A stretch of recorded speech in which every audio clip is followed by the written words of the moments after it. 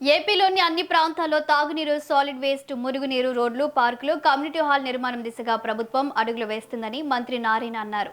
ఇందుకు 14,000 కోట్లతో ప్రణాళికలను సిద్ధం చేసినట్లు తెలిపారు.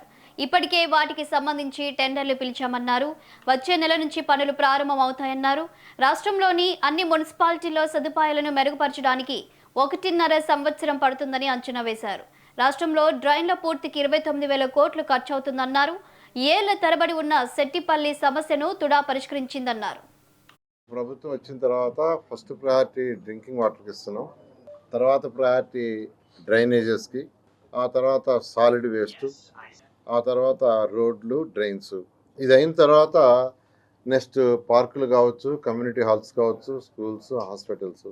ఎందుకంటే ప్రజలు జనరల్గా కోరుకునేది ఏంటంటే ఫస్ట్ తాగటానికి స్వచ్ఛమైన నీరు, ప్రతిరోజు ఇంట్లో నుంచి వచ్చే సాలిడ్ వేస్ట్ బయటకు పంపించడం, అదేవిధంగా యూజ్డ్ వాటర్, టాయిలెట్స్ కావచ్చు, బాత్రూమ్స్ కావచ్చు, కిచెన్ నుంచి వచ్చే వాటర్ని ట్రీట్ చేసి బయటకు పంపించడం, ఆ తర్వాత రోడ్లు, లైట్స్. అవైన తర్వాత పార్కులు, ఇంకా కమ్యూనిటీ హాల్స్ నడతారు. సో దీనికి రాష్ట్రంలో ప్రతి ఇంటికి ట్యాప్ కనెక్షన్ ఇవ్వాలి, అది ట్రీటెడ్ వాటర్ ఇవ్వాలని, అదేవిధంగా సర్ఫేస్ వాటర్ డ్రా చేసి ఇవ్వాలని అంటే దానికి దాదాపు 14,000 కోట్లతో అధికారులు ఎస్టిమేట్ చేశారు.